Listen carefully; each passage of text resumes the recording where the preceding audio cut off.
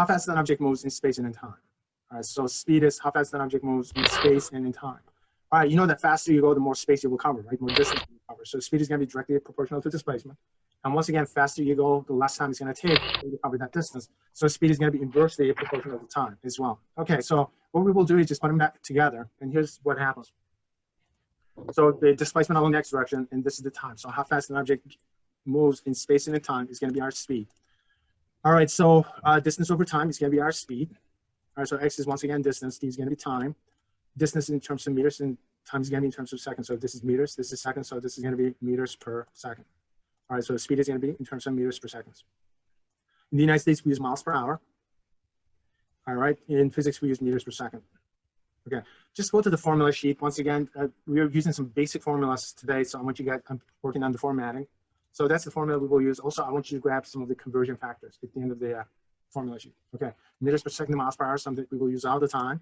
Meters to feet, miles to meters, and hours to seconds. So those are the ones we will get to use quite a bit for now. Okay, so whenever you get to your answer, just put it in chat.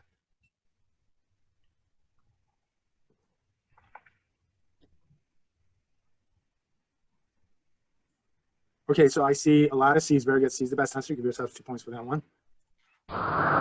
So MKS, meters, kilograms, and seconds. So the best answer is going to be C. A human being go without machine power.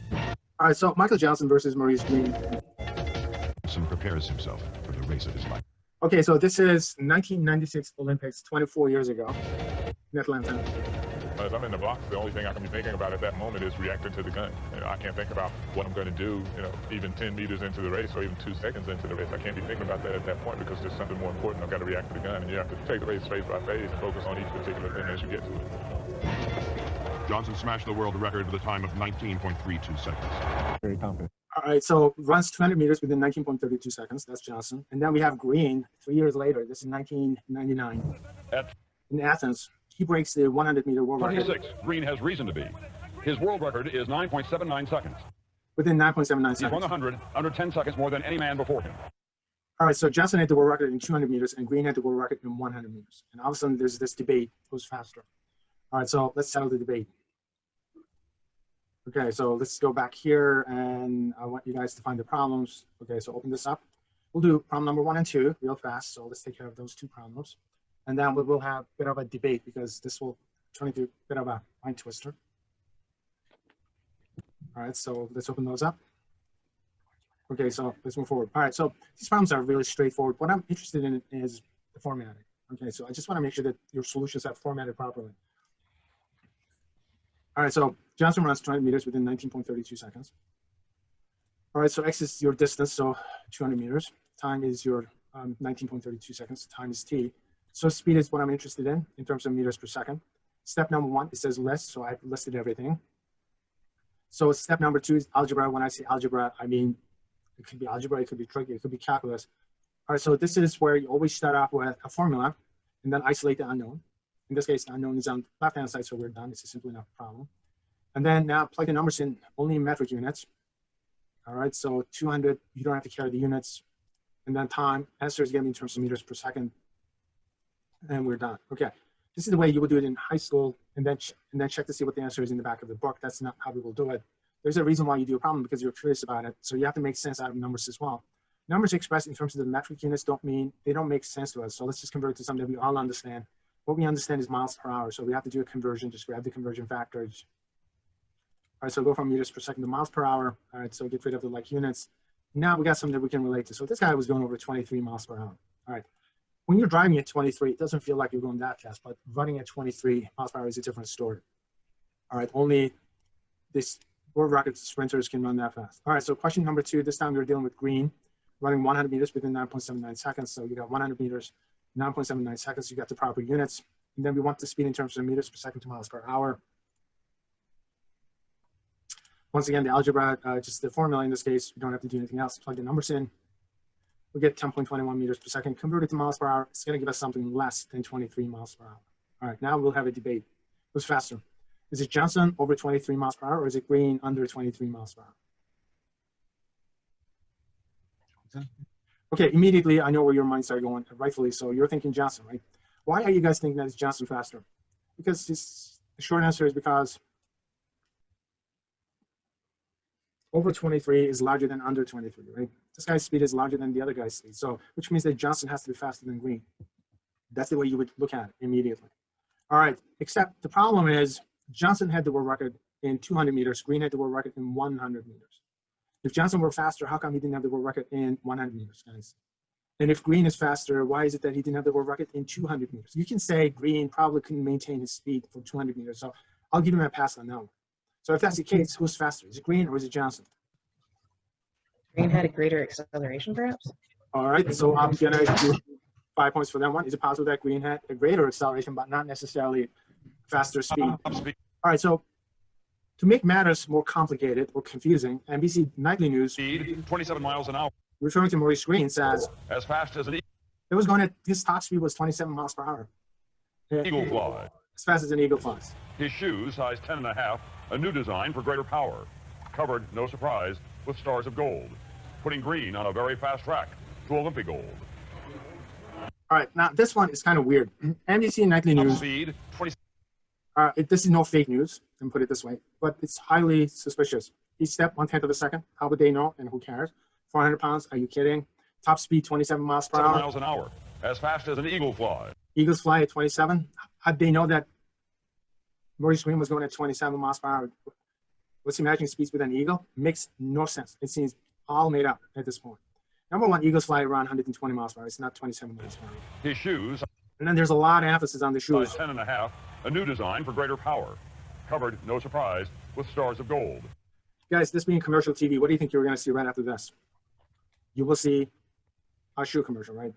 There you go. I don't know why all of a sudden they focus on this, except the only thing which is worth noting here is top speed, 27 miles per hour. And all of a sudden you're focusing on this, you say, wait a minute, if this guy's top speed was 27 miles per hour, and Johnson's 23 miles per hour, obviously we got 23 miles per hour for him. So who's faster? Is it Green or is it Johnson? All of a sudden it gets confusing. All right, so we'll get back to the debate and then settle it in a while. Until then, let's just do some problems because I want to keep formatting the solutions so you guys can see the various things that you could do.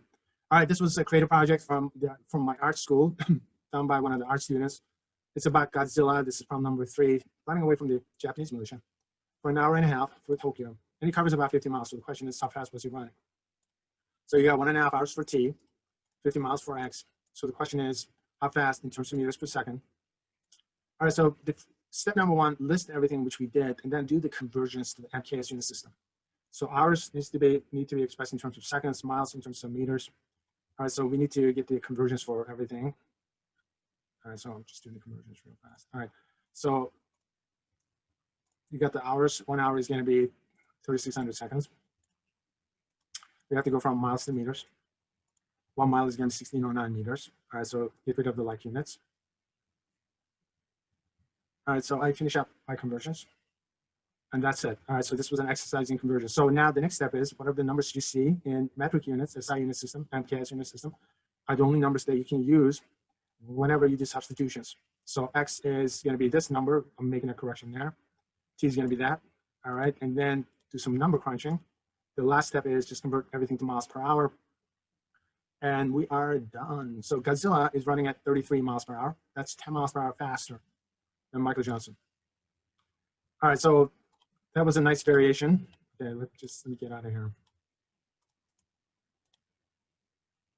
If Godzilla ran from the Chicago police for 1.5 hours on Lakeshore Drive and he covered 50 miles, how fast was he running? Let's go to the film.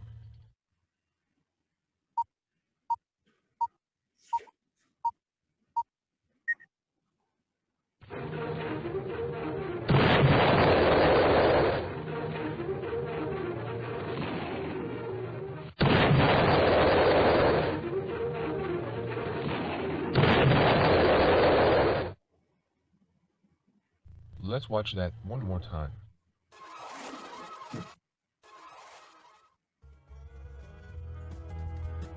Godzilla ran from the Chicago police for 1.5 hours and he covered 50 miles. How fast was he running?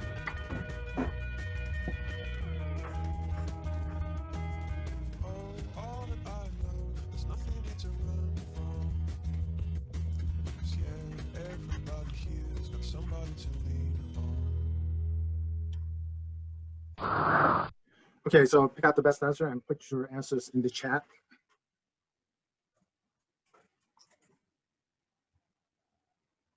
All right, I see a lot of C, so C is the best answer, right? All right, so give yourself 20 minutes.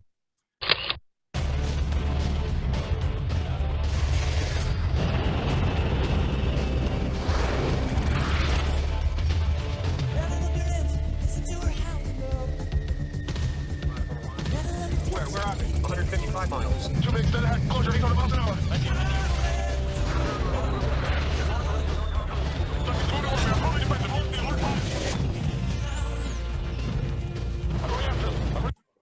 All right, so this is problem number 4. All right, so we got MiG-28, that's a fighter jet, traveling at 800 miles per hour, covering a distance of 155 miles. So the question is, how long will it take? So we're interested in time. So what do we know? So list everything that we got. We know how fast it's traveling, so it's going to be 800 miles per hour. We know the distance that it's going to cover, so it's 155 miles. So the time it's going to take in terms of seconds, so that's what we need. Okay, so those are our conversion factors on the side. So miles per hour needs to be converted to meters per second, so that's our first conversion. And then the miles needs to be converted to meters. All right, so miles per hour to meters per second.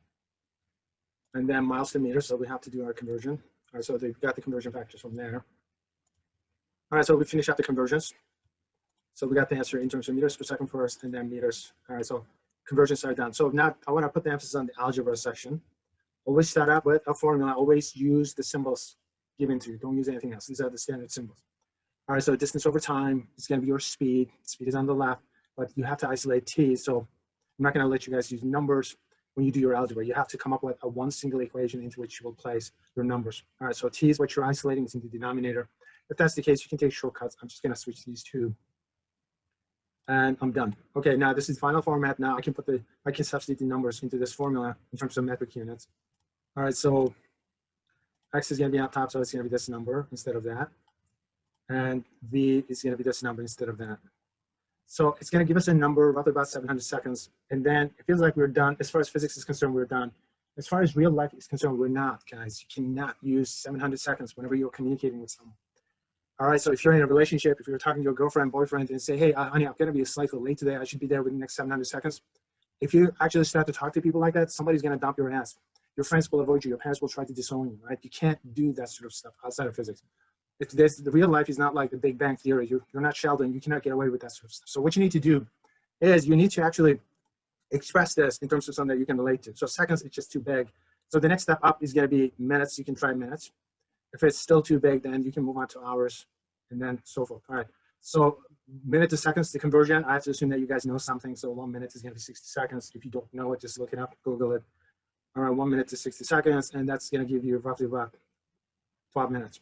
All right, so within 12 minutes at 800 miles per hour, you can cover 155 miles. Closure, 800 miles an hour.